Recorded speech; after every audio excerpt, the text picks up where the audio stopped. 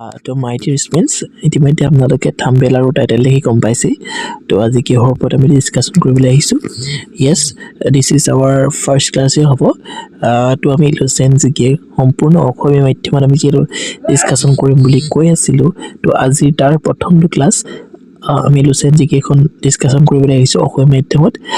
নো doubt আজি এটা ভিডিঅ'তে সম্পূৰ্ণ লুচেণ্ট জিকেখন আমি আপোনালোকৰ সৈতে ডিছকাছ কৰাটো সম্ভৱ নহয় আমি যিমানখিনি পাৰোঁ এটা ভিডিঅ'কে আমি লৈ আহিবলৈ চেষ্টা কৰিম তো আজি প্ৰথম হিষ্ট্ৰী পাৰ্টটোৰ পৰাই আমি ষ্টাৰ্ট কৰিছোঁ যিহেতু আপোনালোকে যেতিয়া লুচেণ্ট জিকে বুকখন উলিয়াব বা চাব তো তেতিয়া আচলতে দেখিব প্ৰথম পেজখনেই আচলতে হিষ্ট্ৰীৰ পৰা আছে গতিকে আমি থৰলি সকলোখিনি চাই যাম বহুতে আমাক পূৰ্বতে কমেণ্ট কৰিছিলে যে বহুতে হয়তো জানে আসাম কম্পিটিটিভ এক্সাম বা যিকোনো ধৰণৰ ইণ্ডিয়ান এক্সামবিলাকৰ কাৰণে বহুত ইউটিউবাৰ বহুত এডুকেটৰে আপোনালোকক ছাজেষ্ট কৰিব পাৰে যে লুচেণ্ট ইজ এ বেষ্ট বুক য'ত নেকি সকলোখিনি আছে ইনক্লুড তো য়েছ ডেফিনেটলি লুচেণ্ট বুকখন আচলতে এনেকুৱা এখন বুক যিখন বুকত সকলোবিলাক ছাবজেক্টৰ সকলো তথ্য উপলব্ধ হয় যিখিনি লাগে আচলতে ইম্পৰ্টেণ্ট হয় কিন্তু বহু ক্ষেত্ৰত এটা প্ৰত্যাহ্বান হৈ পৰে লুচেণ্ট বুকখন পঢ়াটোক লৈ কাৰণ লুচেণ্ট বুকখন বহুত মানে যিটো এটা কম ভলিউমত বনাইছে যদিও বস্তুখিনি পঢ়িবলৈ ইণ্টাৰেষ্টিং নোহোৱাৰ নিচিনা লাগে সৰু সৰু শব্দ সৰু সৰু আখৰ তো এইখিনি অকণমান 2-3 দিন পঢ়ি দিলে কি বুলি ক'ব লাগিব একেটা কামকে কৰি থকা টাইপৰ লাগে গতিকে বহুতে এইটো অসুবিধা পায় গতিকে আমি ভাবিলোঁ ভিডিঅ' আকাৰে আমি লুচেণ্ট জিকেৰ যিটো পাৰ্ট আছে সকলোখিনি আমি পাৰ্ট ৱাইজ অসমীয়া মাধ্যমত আপোনালোকৰ সৈতে ডিছকাশ্যন কৰিবলৈ চেষ্টা কৰিম আমি ইয়াত ভিডিঅ'বিলাক অসমীয়াতে থাকিব যিটো বুকছখনৰ ইংলিছ মাধ্যমটোৱে আমি লৈ আহিছোঁ যিহেতু অসমীয়া মাধ্যম ক'তো পাবলৈ নাই তো কিন্তু আমি অসমীয়াত তাৰ ভাঙনি সম্পূৰ্ণ ধুনীয়াকৈ দি যাম আৰু যিখিনি ইম্পৰ্টেণ্ট আমি ইম্পৰ্টেণ্ট বুলি কৈ যাম আপোনালোকে মাত্ৰ আমাৰ ভিডিঅ'টো চাওঁতে এখন টোকা বহী আৰু এটা পেন লৈ ল'ব ইম্পৰ্টেণ্ট হয় কাৰণ কৈ যোৱাৰ লগে লগে কথাখিনি মনত ৰখাটো সম্ভৱ নহয় তথাপিও যদি এনেই আছে তেন শুনি থাকক সহায়ক হ'ব তো কেইটামান ক্লাছ লাগিব কিন্তু এই ক্লাছকেইটা বহুত বেছি ইম্পৰ্টেণ্ট হ'ব আপোনালোক সকলোৰে বাবে আৰু মই ভাবোঁ এইখিনি ডেফিনেটলি আপোনালোকৰ কাৰণে হেল্পফুল হ'বই হ'ব তো আজি এইটো ছিৰিজৰ মোৰ প্ৰথমটো ক্লাছ তো আশা কৰোঁ আপোনালোকে আমাক সহযোগিতা আগবঢ়াব তো বৰ বেছি সময় নষ্ট নকৰোঁ আমি প্ৰথমটো ক্লাছ লৈ প্ৰথমখন শ্লাইড লৈ আমি আগবাঢ়োঁ ঠিক আছে তো এইখন চাই লওক সম্পূৰ্ণ লুচেণ্ট বুকখনৰ পৰাই ফটো মাৰি লৈছোঁ তো এনেকৈ ধৰণে ইণ্ডিয়ান হিষ্ট্ৰী বুলি প্ৰথম পাঠটোৱে আছে তো তাৰ পৰাই আমি সুন্দৰভাৱে ডিছকাশ্যন কৰিম আশা কৰোঁ আপোনালোকৰ সুবিধা হ'বই হ'ব তো প্ৰথম চক আমি ষ্টাৰ্ট কৰি দিছোঁ তো ইন্ট্ৰডাকশ্যন বুলি আছে তাতে কি লিখা আছে হোৱাট ইজ হিষ্ট্ৰী তাৰমানে ইয়াত এইটোৱে সুধিছে যে ইতিহাস কি the study of the past is called history তাৰমানে অতীতৰ অধ্যয়নক আমি ইতিহাস বুলি ক'ব পাৰোঁ হয়নে সেইটো আমি সকলোৱে বুজি পাইছোঁ এটা সহজ বাক্য the English word history is derived from the Greek word historia meaning research, inquiry or investigations. তাৰমানে ইংৰাজীৰ যিটো ৱৰ্ড হিষ্ট্ৰী ৱৰ্ডটো আছে এই ৱৰ্ডটো আচলতে গ্ৰীক শব্দ এটা যিটো নেকি হিষ্টৰিয়া বুলি কোৱা হয় এই হিষ্টৰিয়া ৱৰ্ডটোৰ পৰা আহে গ্ৰীকৰ এটা ৱৰ্ডৰ পৰা আহে ইয়াৰ আচলতে সৃষ্টি হৈছে যাৰ অৰ্থটো হৈছে ৰিচাৰ্চ বা গৱেষণা কৰা ইনভেষ্টিগেশ্যন বা ইনকুৱাৰী বা অনুসন্ধান কৰা নহয় জানো Next কি দিয়া আছে the Greek historian Herodotus was the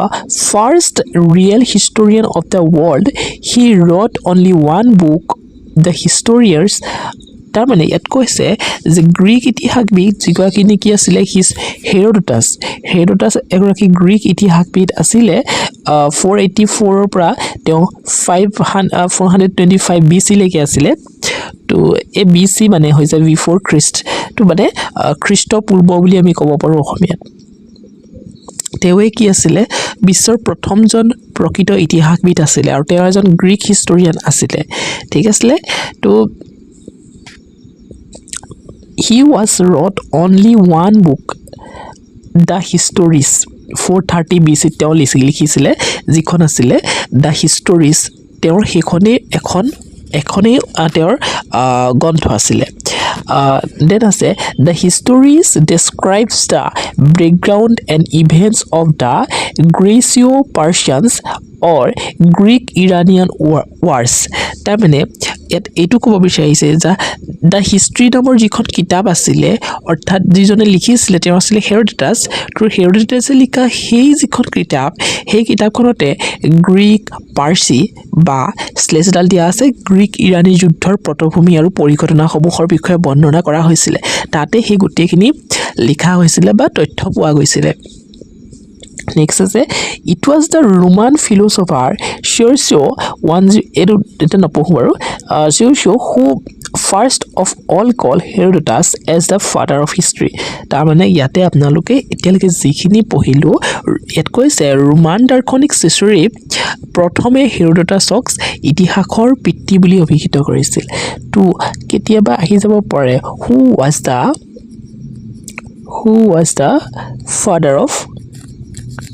father of history তাৰ word তাৰ আমি আনসাৰটো পাই গলো তাৰ মানে হেৰোডোটাছে আছিলে ফাদাৰ অফ হিষ্ট্ৰী আমি কালাৰটো ৰেড ললে বেছি ভিজিবল হ'ব নেক্সট পইণ্টত আছে the German historian Leopold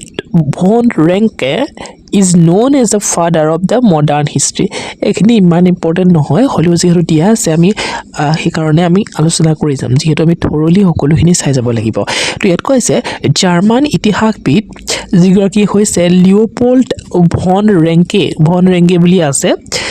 তো তেওঁকে আধুনিক ইতিহাসৰ পিতৃ মানে মডাৰ্ণ হিষ্ট্ৰী পিতৃ বুলি জনা যায় According to Ranke, tamane Rankor mote, the task of historian is to describe the past as actually was, what it actually was. Tamane ki koise buji paise? তেওঁ মতে মানে এটোৱে কৈছে যে ৰেংকেৰ মতে আসলতে ইতিহাস কি হেতুৱে ইতিহাস পিতৰ এটা কাম হয় হেতুৱে ইয়াত বুজাব বিচাৰিছে নেক্সট ইম্পৰ্টেন্ট নহয় ইমান চাব নালাগে মাত্ৰ আপোনালোকে মন ৰাখি থাকক হেৰোডোটাছ এতিয়ালৈকে যিখিনি পঢ়ালো তাৰ পৰা আপোনালোকে হেৰোডোটাছক ফাদাৰ অফ হিষ্ট্ৰী বুলি কোৱা হয় এটোৱে আপোনালোকে মন ৰাখি থাকক ঠিক আছে এক্সাম পাৰ্সপেক্টিভৰ পৰা মই কৈছো কথাটো নেক্সট আছে the German philosopher Hegel এবিসত হেগেলৰ কথা আহিছে one said history repeats itself later on German economics and philosopher Karl Marx extended the German philosopher Hegel sondu syllabus 1770 to 1831 AD once said history repeats itself later on German economics and philosopher Karl Marx extended the line history repeats itself first as tragedy second as farce ঠিক আছে তো ইয়াত আসলতে কৈছে যিগৰাকী আসলে German ফিলোসফাৰ Hegel তো তেওঁ কৈছিলে হেগেলে কৈছিলে তেওঁ যেন জাৰ্মান ফিলোসফাৰ আছিলে তেওঁ কৈছিলে যে হিষ্ট্ৰী ৰিপিটস ইটসেলফ তো হিষ্ট্ৰী বিলাক ৰিপিটস হয় পুনৰাবৃত্তি কৰে নিজকে হিষ্ট্ৰীয়ে ইতিহাসে later on German economics and philosopher Karl Marx তাৰ পিছতে জাৰ্মান ইকনমিক্স আৰু অৰ্থনীতিবিদ আৰু ফিলোসফাৰ দাৰ্শনিক তেওঁ কাৰ্ল মাৰ্কসে কৈছিলে যে কাৰ্ল মাৰ্কসে এই কথাটোকে বহাই পানি কৈছিলে extended the line history repeats itself ইতিহাসে নিজেই পুনৰাবৃত্তি কৰে ফাৰ্স্ট ইজ ট্ৰেজেডি প্ৰথমে ট্ৰেজেডি হিচাপে এণ্ড ছেকেণ্ড ইজ ফাৰ্স ঠিক আছে next according to British historians E.H. Carr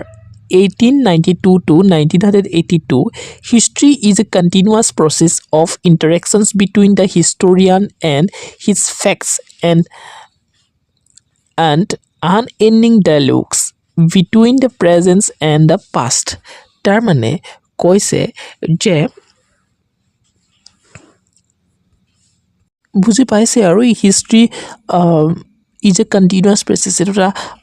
নিৰবিচ্ছিন্ন প্ৰক্ৰিয়া য'ত নেকি interactions between the historian and specs হিষ্টৰিয়ানজন কোন গম পাইছে ইতিহাসবিদ কাক কোৱা হয় ইতিমধ্যে আলোচনা কৰি আহিছোঁ তেওঁ আৰু সেই ফেক্টবিলাক ঘটনাবিলাকৰ মাজৰ এটা ইণ্টাৰেকশ্যনছ হয় তো এইখিনি কথাই কৈছে ইমান ইম্পৰ্টেণ্ট নহয় এতিয়ালৈকে যিখিনি পঢ়িলোঁ আপোনালোকে মাত্ৰ জানি থওক হেৰডোটাছ ইভাগে মই গোটেইখিনি ডিটেইলছত কৈ দিছোঁ মাত্ৰ হেৰডোটাছটো আপোনালোকে ষ্টাৰ্টাৰ মাৰ্কছ দি মানে লিখি থওক বাকি ইভাগে যদি নোটছ বনাই লিখি যাব পাৰিব কাৰণ যেতিয়া এছ এ টাইপছ এক্সামিনেশ্যনবিলাক হয় তেতিয়াতো সুধিব পাৰে বা লিখিবলৈ ক'ব পাৰে তেতিয়া অসমীয়াটো আপোনালোকে লিখিব পাৰিব APSC দৰে এক্সামবিলাকৰ কাৰণে কাৰণ এনেকুৱা ধৰণৰ এক্সামবিলাকত কেৱল আপোনালোকে প্ৰিলিমছৰ কাৰণে অবজেক্টিভ মাইণ্ডছেট লৈ পিনি পঢ়িলে নহ'ব তো তাৰ বাবে আপোনালোকে মেইনছৰ বাবেও সমানে প্ৰিপাৰেশ্যন কৰি যাব লাগিব তো তেনেকুৱা ধৰণৰ কাৰণে এনেকুৱা ধৰণৰ ক্লাছবিলাক আচলতে ইম্পৰ্টেণ্ট হৈ পৰে তো চাই লওক এইখিনি ইম্পৰ্টেণ্ট হয় আৰু সকলোখিনি টপিক যিহেতু সোমাই থাকিব গতিকে টেনশ্যন ল'বৰ কোনো প্ৰয়োজন নাই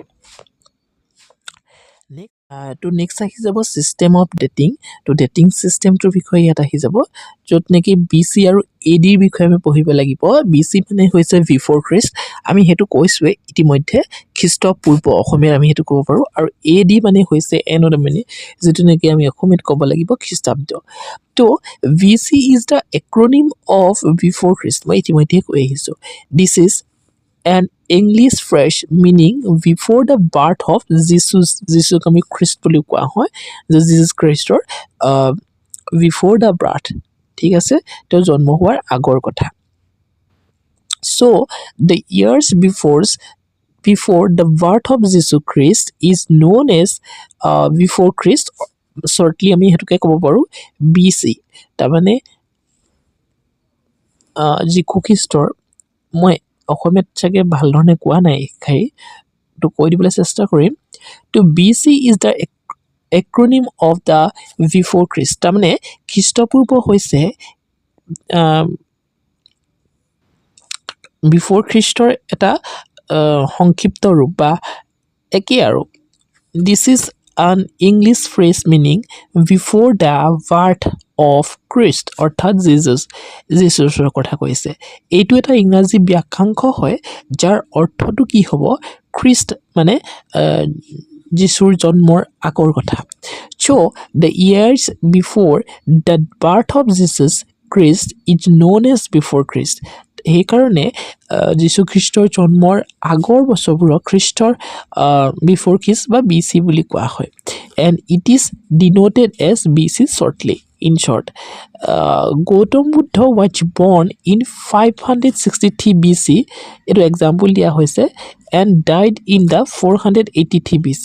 Alexander and Great was born in 356 BC and died in 323 BC এইখিনি আসলে বিফৰ খ্ৰীষ্টখিনি কি হয় এতিয়া আমাৰ জেনেৰেলি 2021 তাৰপিছত 2022 হৈছে হয়নে একে বাঢ়ি গৈছে কিন্তু এই বিফৰ খ্ৰীষ্ট যিটো BC থাকে এই BCটোত কি হৈছে চক 563 BCত জন্ম হৈছে গৌতম বুদ্ধৰ কিন্তু গৌতম বুদ্ধৰ মৃত্যু কিন্তু হৈছে 483 BC তাৰমানে কমিহে আহিছে ঠিক আছে সেইখিনি কনফিউজ কৰিব নালাগে নেক্সট AD কথা আহিব AD is the acronym of Anno Domini মই এইটো কৈছোঁৱে Anno Domini বুলি this is a Latin phrase meaning in the year of the Lord Jesus Christ তাৰমানে এইটোৱে ক'ব বিচাৰিছে Anno Domini টো এটা হৈছে যেটো AD টো হৈছে Anno Domini এটা সংক্ষিপ্ত ৰূপ বুলি আমি ক'ব পাৰোঁ হয়নে যীশু খ্ৰীষ্টৰ যেতিয়া জন্ম হয় এই জন্মৰ পৰা যিখিনি আৰম্ভ হয় সেইখিনিকে আমি আসলে Anno Domini বুলি ক'ব পাৰোঁ আৰু হেতুকে AD বুলি কোৱা হয় হেতুকে ইয়াত কৈছে so the years beginning with the birth of Jesus Christ is known as Anno Domini হয়নে and it is denoted as AD in short for example ইয়াত দিয়া হৈছে Jesus Christ was crucified in 30 AD and Kusana ruler Kanishka ascended the throne in 78 AD তাৰমানে যীশু খ্ৰীষ্টক 30 খ্ৰীষ্টাব্দত ক্ৰুচত দিয়া হৈছিল আৰু 78 AD কি হৈছিলে Kanishka ascended the throne হয়নে সিংহাসন আৰোহণ কৰিছিলে তেওঁ হযৰত Muhammad was born in 570 AD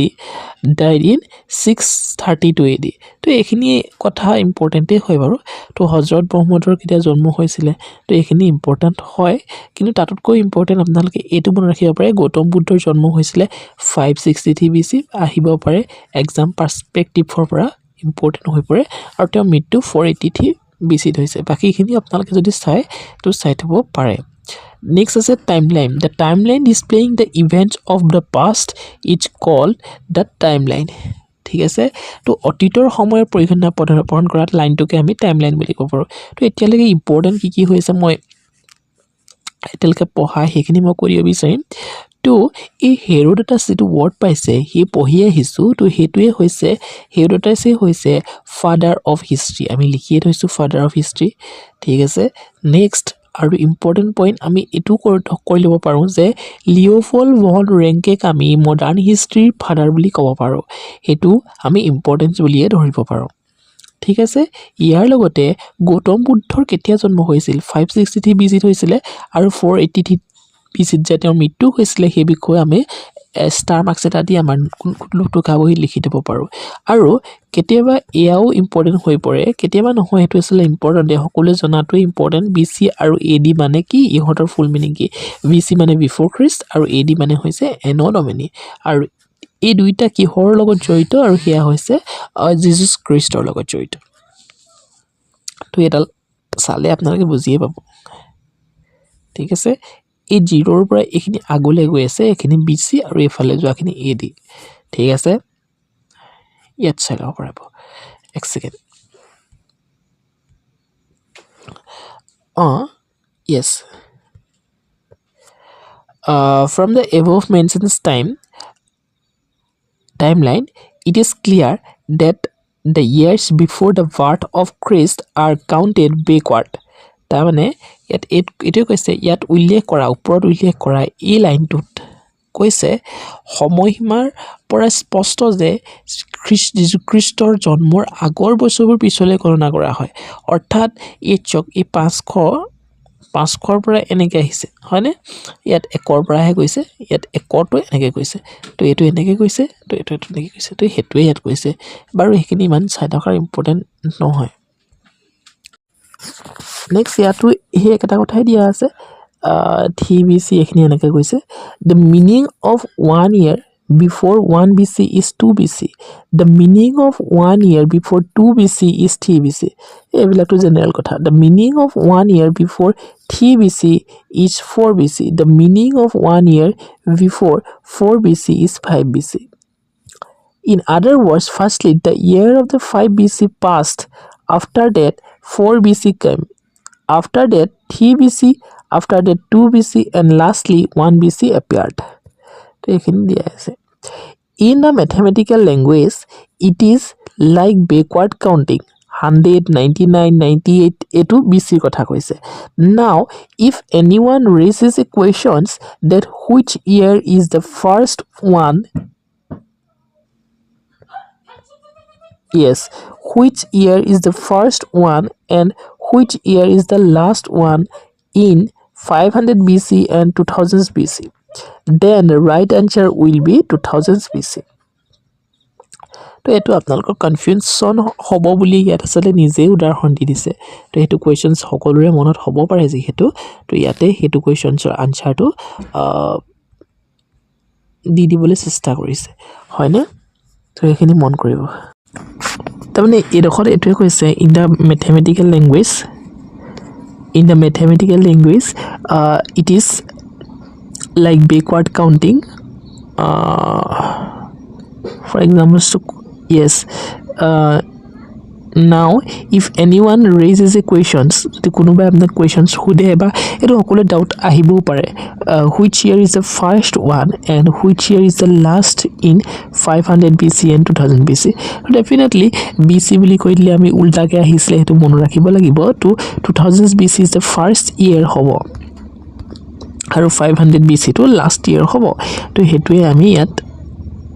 doubt to clear hobo lage it means firstly 2000 BC first and after 500 BC is appeared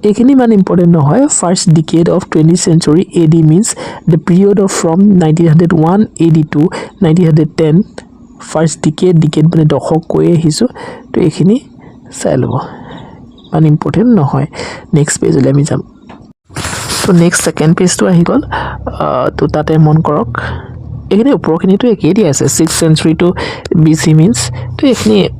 চাই লব এবাৰ মই এইখিনি আৰু ডিসকাশন কৰিবলৈ নাযাওঁ ইম্পৰ্টেণ্ট যেটো ইমান নহয় তো ইম্পৰ্টেণ্ট ৰাস্কখিনি চাই লওক যেটো কালি বুলি যেটো আছে তো এটো চাই লব এইখিনি ইমান ইম্পৰ্টেণ্ট নহয় কিন্তু যিখিনি মই ইম্পৰ্টেণ্ট বুলি কওঁ সেইখিনি কিন্তু আপোনালোকে চাবই চাব ঠিক আছে ইয়াত এই যেটো এৰা হয় এই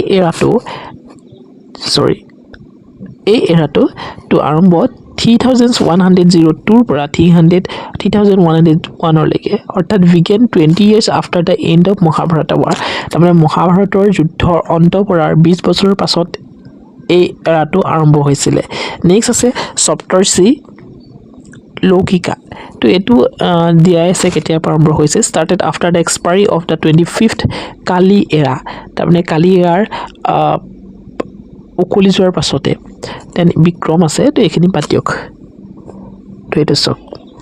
সাকাইৰা দিস ইজ ইম্পৰ্টেন্ট ওয়ান তো 78 AD সাকাইৰা বুলি কলে 78 AD আমি মনত পেলাবই লাগিব the commanded by the Kusan ruler Kanishka on the occasions of his ascendance to the throne তাৰমানে কুশানৰ যিজন শাসক আছিল কানিষ্ক মোস্ট পপুলাৰ আছিল ৰুলাৰ তেওঁ আৰম্ভ কৰিছিল এই এৰাটো তো সাকাইৰা প্ৰায় আহিয়ে থাকে মোস্ট ফেভাৰিট কোৱেশ্চন হয় এক্সামিনাৰৰ তো সাকাইৰাৰ লগত কোন জড়িত কুশান ৰুলাৰ কনিষ্ক জড়িত আৰু এটো 78 AD পৰা ষ্টাৰ্ট কৰা হৈছিল ষ্টাৰ মাৰ্ক এটা দিয়ক আৰু লিখি চাওক নোট কৰক নেক্সট আছে Shakaira is known as the Salibahana Sokabdo in South India. তাৰমানে এটোৱে কৈছে যে সাকা যুগ মানে সাকা যেটো এৰা বা যুগ দক্ষিণ ভাৰতত সালিবাহন শকাব্দ নামে জনা গৈছিল আৰু হেতু কাৰণে শকাব্দ আৰু এই শকাব্দৰ পৰা আছিল সাকা বুলি কোৱা হয় ঠিক আছে next আছে the government of India adopted Shaka era along with the Gregorian calendar as national calendar on 22nd March 1957 Gregorian calendar হইতে সাকা যুগক ৰাষ্ট্ৰীয় পঞ্জিকা হিচাপে গ্ৰহণ কৰা হয় Next, Kalchuri dekhize 248 AD, founded by the Avhir king Ichwarsen, later on used Treikutaka ruler and the Kulsuryas of Seti. Important iman nohoy, jijon Avhir, jijon Roja asile Ishwar hene protishtha kora. To ehai aru Kalchuriyar ei Treikutok khakok hisabe ব্যবহাৰ কৰিছিল Next, etu important Gupta 319 or পৰা 20 আহি গল গুপ্তা যেটো dynasty যেটো নেকি ফাউন্ডাৰ কোন আছিল শ্ৰীগুপ্তা আছিল মনত আছে না যদি আগতে হিষ্ট্ৰি কেতিয়াবা পঢ়িছে আলোচনা কৰিম খুব ডিটেইলছত যামগৈ লুচেন্টত আছে পাৰ্ট ওয়াইজ তো এইখিনি চাই লম আমি কিন্তু ইয়াত অকমান যেনে ধৰণে আছে এনেকৈ চাইছো পাছলৈ কিন্তু আছে ভাল ধৰণে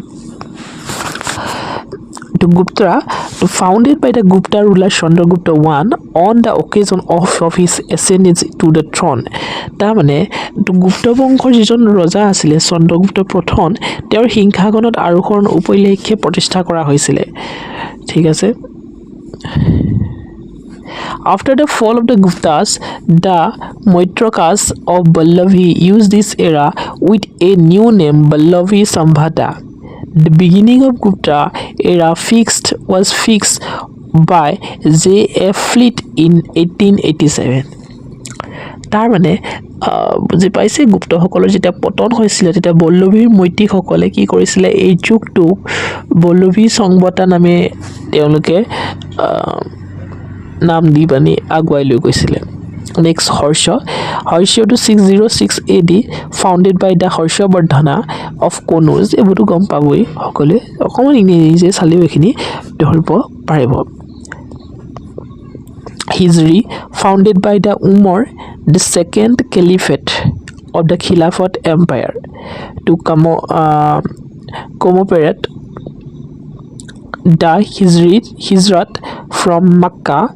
to Medina by Hazrat Muhammad. তো এইখিনি ইমান ইম্পৰ্টেণ্ট নহয় কোলাম কি আছে এইখিনি কোলাম আছে নাভেৰি নেপালী চালুক্য বিক্ৰমা তো এইখিনি পাছত যিহেতু আমি খুব সুন্দৰভাৱে আছে তো এইখিনি আৰু আজি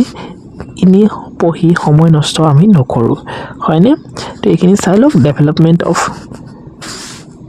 development sequence of the Gregorian calendar, Julian calendar বুলি কোৱা হয় introduced in 46 BC, Roman King Julius Caesar, Christian calendar এইখিনি চাই লওক এবাৰ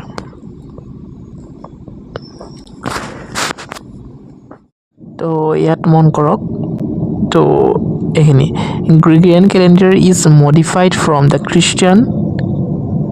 calendar and Christian calendar is modified from a Julian calendar. It means these calendars are loosely synonyms to one another. তাৰমানে Gregorian যিখন calendar আছে সেই কেলেণ্ডাৰখন Christian কেলেণ্ডাৰৰ পৰৱৰ্তী এটা ৰূপ হয় আৰু খ্ৰীষ্টান কেলেণ্ডাৰ জুলিয়ান কেলেণ্ডাৰ এটা পৰিৱৰ্তিত ৰূপ হয় ইয়াৰ অৰ্থ হ'ল এই দুইখন মানে প্ৰায় একেই আৰু সেইটোৱে ক'ব বিচাৰিছে নেক্সট কি দিয়া আছে the eras except Bikrama, Shaka and Hijri era are either vanished in the course of time or still in use in specific regions. তাৰমানে কৈছে যেটো বিক্ৰম এৰা বা যুগ হক আৰু হিজৰি যুগৰ যুগবোৰ আছে ইয়াত সময়ৰ লগে লগে নাইকিয়া হৈ গৈছে এটোই কৈছে the eras except বিক্ৰম এৰা সাকা এৰা আৰু হিজৰি এৰাৰ বাহিৰে যিখিনি এৰা আছে বা যুগ আছে তো এইখিনি সময়ৰ লগে লগে তো নোহোৱা হৈ গৈছে তো এই কথা ইয়াত কৈছে তো নেশনাল ক্যালেন্ডার বিষয়ে কি আছে Shaka সম্ভাতা is used in some government sector customarily বা officially whereas Gregorian calendar is used everywhere practically কৈছে সাকাইৰাটো গভৰ্নমেন্ট অফিচিয়েলি ইউজ কৰা হয় যত নেকি গ্ৰেগৰিয়ান ক্যালেন্ডাৰ এভৰিৱেয়াৰ ইউজ কৰা হয় তো হেতু ইয়াত কৈছে তো কনভাৰ্সনস অফ এৰাছ আমি কনভাৰ্সনস অফ এৰাছ সম্পৰ্ক জানিব লাগে কিন্তু ইয়াত ইমানো ইম্পৰ্টেন্ট নহয় যে আমি এখিনি এটা ডিসকাশন কৰি থাকিম ঠিক আছে তো এইখিনি আমি এটা বৰ্তমান স্কিপ কৰি ৰাখিছো যদি পিছত আমি এই বস্তুবিলাক যদি ইম্পৰ্টেন্ট বুলি ভাবো তেতিয়া আমি এখিনি খুব সুন্দৰভাৱে ডিসকাশন কৰিম আসলে ইটু এৰা পৰা ইটু এৰাৰ নিয়াৰ কিছুমান কনভাৰ্সন কিছুমান ফৰ্মুলা থাকে তো সেইখিনি এতিয়া আমি আৰু ডিসকাশন কৰি নাথাকো ঠিক আছে Here,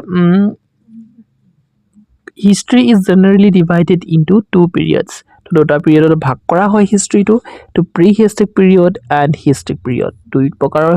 আছে prehistoric period আৰু historic period. The period is that no written evidence is called prehistoric period. যত নেকি যেতিয়া নেকি written evidence কো পোৱা না গৈছিলে সেই সময়ছোৱাক আমি prehistoric periodৰ আউটত ৰাখিব পাৰো. The period that has written evidence is known as historic period. যেতিয়াৰ পৰা নেকি written evidence বিলাক পোৱা গৈছে সেই সময়ছোৱাৰ পৰা আমি historic period হিচাপে ধৰিব পাৰো. In other words, the period before the beginning of the writing is called prehistoric period. যেতিয়াৰ পৰা নেকি স্টাৰ্ট কৰা হৈছিলে ৰাইটিং কৰা বা এভিডেন্স পোৱা স্টাৰ্ট হৈছিলে তো তেতিয়াৰ পৰা আমি prehistoric period আৰম্ভ হৈছে বুলি ক'ব পাৰো. And then the period after the beginning of the writing is known as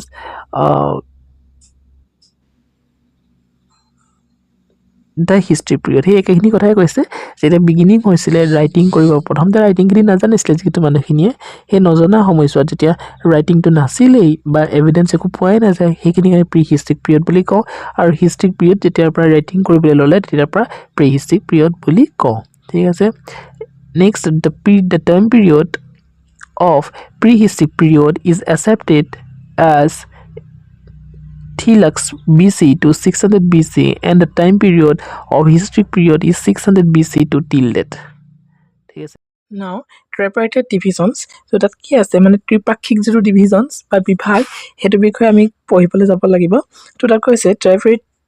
tripartite divisions of a history is more prevalent in practice. তাৰমানে ইতিহাসৰ যিটো ত্ৰিপাক্ষিক যিটো বিভাজন আছে এই বিভাজনটো কাৰ্যক্ষেত্ৰত অধিক প্ৰচলিত হয় অধিক প্ৰিভেলেন্ট হয় ইন প্ৰেক্টিছ তো according to this history is divided into 3 periods আৰু ইয়াৰ ওপৰতে নিৰ্ভৰ কৰি ইতিহাসক আমি তিনিটা ভাগত ভাগ কৰিব পাৰোঁ আৰু সেয়া হৈছে প্ৰি হিষ্ট্ৰিক অৰ্থাৎ অসমীয়াত ক'বলৈ গ'লে প্ৰাগ ঐতিহাসিক বা প্ৰটো হিষ্ট্ৰিক আৰু হিষ্ট্ৰিক বা ঐতিহাসিক তো এইখিনিয়ে পিছলে চাৰ্টকেইখন খুব সুন্দৰভাৱে দিয়া আছে যেটো নেকি প্ৰি হিষ্ট্ৰিকৰ কথা কৈছে pre historic period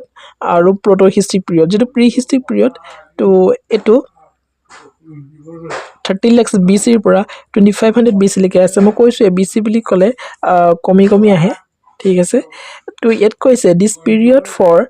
period for which was no written evidence is available ইতিমধ্যে আলোচনা কৰি আহিছো যেটো পিৰিয়ডত কোনো ধৰণৰ written evidence পোৱা নাযায় হেতুৱে হৈছে prehistoric period for examples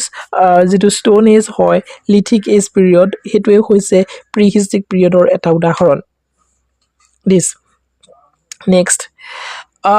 আছে proto history period যেটো আমি আদি ঐতিহাসিক কাল বুলি ক'ব পাৰো যেটো নেকি 2500 BC ৰ পৰা আমি 600 BC লৈকে আছে বুলি ক'ব পাৰো মানে before Christ এইখিনি আমি আলোচনা কৰি আহিছো তো তাত কৈছে the period for which written evidence is available but either their script has not been deciphered or their written documents have not been confirmed with archaeological evidence তাৰমানে কিছুমান লিখিত প্ৰমাণ উপলব্ধ হয় সেই সময়ত কিন্তু তেওঁলোকৰ যিবিলাক লিপি বা লিখিত যিবিলাক এভিডেন্স হেবিলাক কি হয় ইয়াত deciphered নহয় তো ফৰ এক্সাম্পল ইন্ডাছ ভেলী চিভিলাইজেশনছ যিবিলাক মানুহে